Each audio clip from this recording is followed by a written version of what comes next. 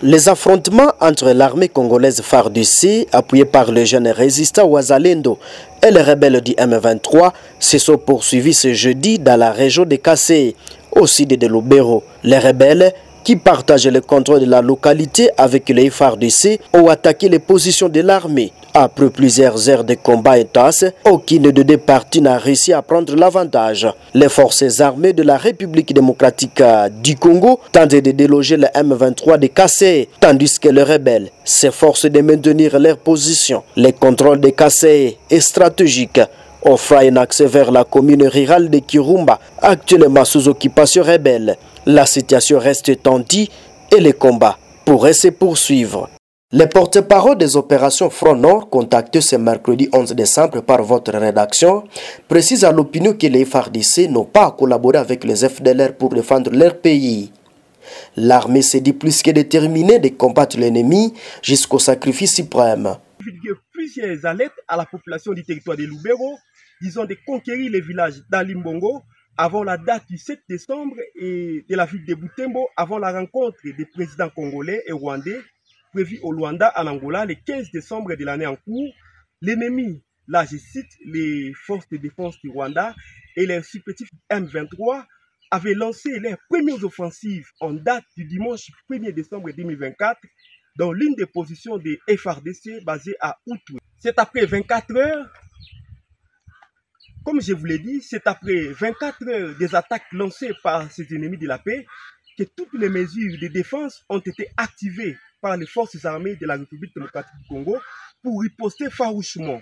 Le commandement des opérations Front Nord loue le courage de ces militaires de FARDC capturés et dénonce toutes sortes de tortures qu'ont fait subir ces derniers par les terroristes de M23, RDF, dans l'objectif de les contraindre à relayer des faits mensongers. Le commandement des opérations Front Nord rappelle que les FARDC n'ont pas besoin de FDLR pour défendre leur pays. Elles sont déterminées à le faire jusqu'au sacrifice suprême.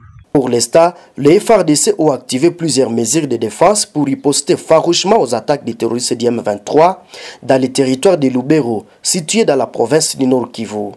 Des maisons incendiées, d'autres abandonnées, c'est l'image actuelle de Mapiki. Ces villages situés à la localité Bakila Tenambo étaient touchés par la dernière incursion des ADF mardi 3 décembre. Cette attaque a provoqué le déplacement de nombreux habitants pour le centre d'Oicha, abandonnant leur village. À quelques mètres, sur le centre de santé de Tenambo, son personnel vit dans la peur au vu des attaques successives depuis les années passées. Il a opté pour l'organisation du service minimum pour éviter d'y passer nuit, explique Baviersen, infirmier titulaire du centre de santé Tenambo. L'aire de santé de Tenambo, toujours victime de tueries engagées par les hommes à main armée. Alors ce qui fait que nous organisons le service minimum. Il faut se le dire que ces situations qui se répètent affectent le personnel. Donc au travail, parce qu'on est appelé à travailler, mais on n'est pas à l'aise. Cette situation inquiète la société civile d'Oicha qui déplore la résurgence des ADF après plus d'une année d'accalmie dans la zone. Darius Yaira, rapporteur de cette structure, dénonce le suffisance des effectifs militaires dans la zone car plusieurs positions seraient dégarnies pour le Front Nord contre le M23, laissant plusieurs villages sans défense efficace. On est déjà dans une vingtaine de populations qui ont été tuées par l'ADF. Nous avons qualifié ça de l'imprudence dans les opérations. Pendant que nous sommes dans une guerre de terroristes, on dégarnit la zone des éléments militaires, ce qui laisse couloir vide à l'ennemi. Les signaux étaient déjà au rouge. Les forces armées de la RDC, tout en déplorant ces dernières tueries à Beni, rassurent que des mesures ont été arrêtées pour rétablir la sécurité. Lieutenant-colonel Makazuka est porte-parole des opérations secouant un Grand Nord, appelle au calme et à la vigilance. C'est vrai, l'ennemi n'est pas bête, il peut saisir une occasion pour s'infiltrer dans nos lignes, mais ce qui est important, ce qui est bien à retenir ici, c'est que nous avons la capacité de projeter des patrouilles pour détecter, détruire la menace. Un travail de titan est en train de se faire pour le neutraliser, pour qu'il ne puisse plus quitter le triangle de la mort. Il y a des choses qui sont trop tactiques, trop stratégiques, que nous ne pouvons pas à tout moment expliquer aux civils. Les forces armées de la RDC et les forces de défense du peuple ougandais ou PDF ont intensifié des opérations dans les territoires de Mambasa et dans le secteur de Bapere, où s'étaient déjà retrachés les ADF depuis la chute de leur bastion territoire de Beni. Ce groupe armé d'origine ougandaise affilié à l'État islamique est accusé de massacres des civils dans l'espace Lubero, Beni-Touri depuis maintenant une décennie. Bravo aux gens de bonne volonté qui viennent nous renseigner afin de mener des opérations avec certitude et objectivité. Voilà ce que nous pouvons dire ce jour. Parmi les criminels arrêtés, il y en a qui ont opéré avec les armes et qui ont échappé à la justice populaire. Mais nos services ont pu récupérer quand même les armes, notamment les pistolets que vous voyez.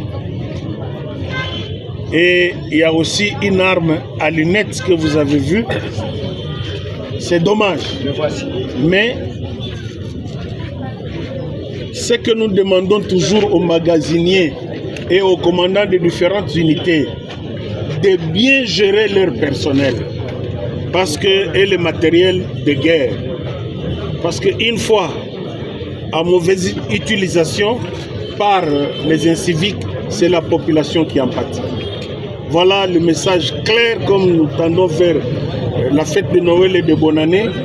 Nous demandons à tous les commandants de la police et de l'armée de s'assumer pour bien gérer et le matériel de guerre et leur personnel. Voilà ce que je peux dire pour l'instant. Dans les lots, il y a eu aussi les spécialistes des pistes de fraude. Nous avons deux entrées principales, Grande Barrière et la Petite Barrière. Mais il y en a qui se donnent le luxe par les pistes frauduleuses, entrer et sortir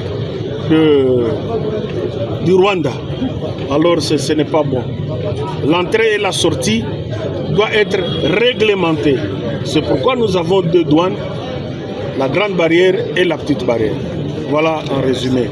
Et le fumeur de chanvre avec le preuve à l'appui, je pense que comme son Excellence, Monsieur le ministre d'État, la justice et garde des Sceaux, nous attendons et la population de Goma attend avec fermeté l'opération qu'on appelle peine de mort, la mise en œuvre de la peine de mort. Et c'est ce que nous attendons parce que plus de 600 bandits à main armée dans la prison centrale de Mouzézé de Goma et plus de 300 armes de guerre déjà récupérées. Je pense que c'est costaud. Nous devons nous assumer au lieu de désengorger notre prison. Le souhait le plus ardent, qu'on nous donne l'ordre d'exécuter tous ces bandits sur place à Goma. Voilà le grand message qu'on peut lancer à notre hiérarchie. Merci.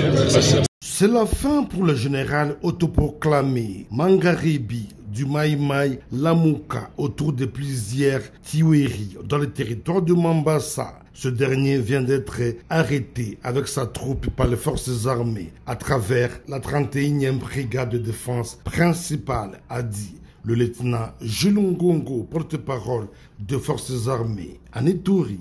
Capturer un chef rebelle Mangaribi, détruire son bastion, capturer ses membres, toute sa bande et récupérer toute sa logistique de matériel militaire, de armes et munitions, c'est la fin de la guerre en territoire de Mambasa contre le groupe armé Maïmaï Lamuka. Ça, c'est un haut fait. Ce que nous disons, l'état final recherché, restaurer l'autorité de l'État, comme nous sommes en train de le faire.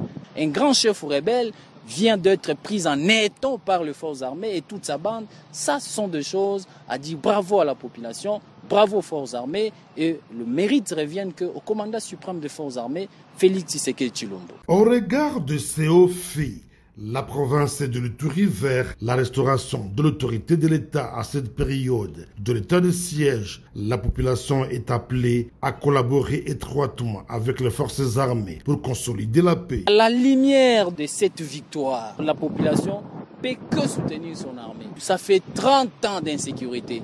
Et donc nous ne sommes qu'au début pour maîtriser cette violence. Et partout la menace elle sera étouffée, détruite, comme nous sommes en train de le faire. Ces prouesses de l'armée régulière intervient juste après le passage du commandant des opérations militaires en Ituri, en territoire de Mombasa, où le lieutenant-général Luboyanka Shomadjouni a ravivé les morales des deux compagnons. Il a également transmis le message d'encouragement du commandant suprême de FARDC, Félix Antoine Tshisekedi Tshilombo, qui produit à ce jour les résultats escomptés sur toute l'étendue de la province.